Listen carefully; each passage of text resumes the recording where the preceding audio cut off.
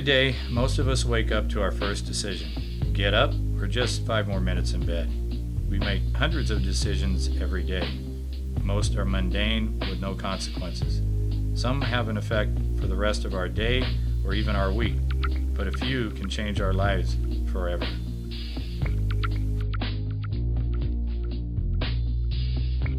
Hi, I'm Chelsie Hill. I was born and raised in Monterey, California, and I'm 20 years old. When I was 3, I was put in dance classes, and I grew to have this amazing passion for dancing. My dream was to be a professional backup dancer. And by the time I was 4, I was in regional and national level dance competitions, and I would always bring home first place.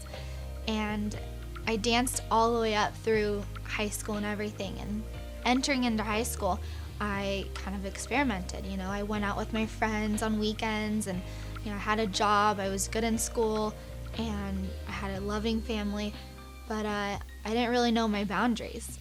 And so I felt like I was invincible. I felt like I was untouchable. And my senior year, I felt like I was at I felt like I had everything I wanted.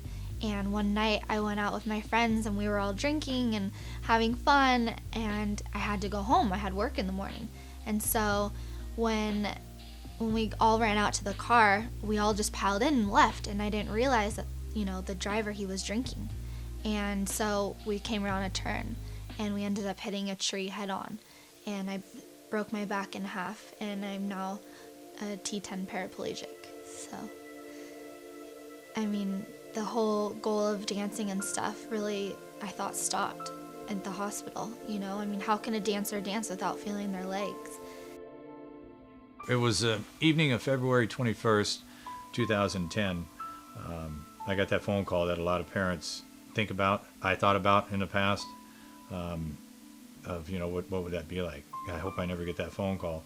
Never thought I'd ever have that type of phone call. It just wasn't going to happen in my life. It just, I don't know if it's that invincible thinking, and, I don't know what it is, but I remember that call came in around 4 o'clock in the morning, and my cell phone went off, and I saw the name on it was her mom.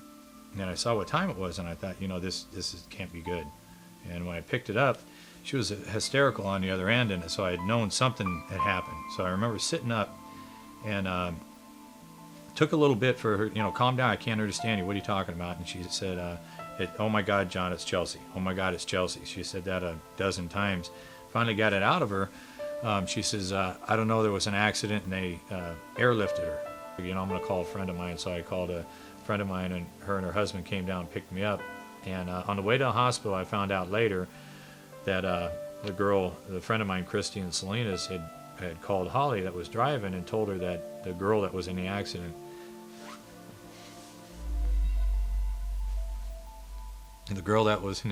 had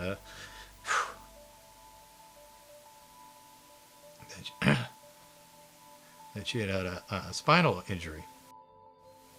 For me, the accident really was blurry. I don't remember visually seeing anything, but I remember emotionally going through different emotions of feeling scared and cold and frightened and sad and worried. And I remember when I first opened my eyes to my hands tied and a breathing tube down me, and I didn't understand what was going on, and all I could do was just think okay, I have to trust whoever's around me.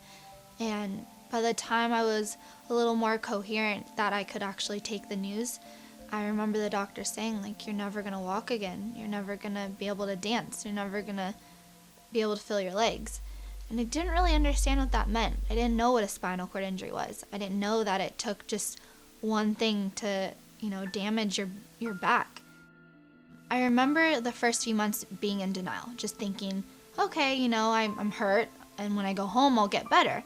And I realized that when I got home that nothing was changing, and I had to adapt to what I had instead of focusing on what I don't have anymore. And so I'm working really hard on recreating movement in my legs, but also, I've realized the last 2 years that, I can strive to walk again, and I'm going to, but I don't want that to sidetrack me from life, because I still have my hands, I still have a heart, I still have my brain, and I still have a life. And I want to use that, I want to be able to have people learn from my mistake, but also kind of adapt it to their life and realize that, like one night isn't worth your life. As passionate as I was before about dance, I believe that now my passion has also grown into walking again. Like I'm so focused on that, yet I'm so focused on still dancing and hanging out with my friends and being a normal 20-year-old, like I'm driving, and I'm traveling and I'm speaking to all these students, and it not only helps them, but it also helps me heal, and that's my therapy. My therapy is where I can talk to someone who has no idea what I've been through and have them understand. My dad and I, the foundation that we have this program called Rally for Reality, where we go and we speak to different high schools. So we have we have me who is in a drunk driving accident. We have a friend who is in a texting driving, like another distracted driving. So what we do is we go to the high schools and we'll speak to the students, like at assemblies and stuff. But we have like a twist where we have dancers come and I'll dance with the dancers.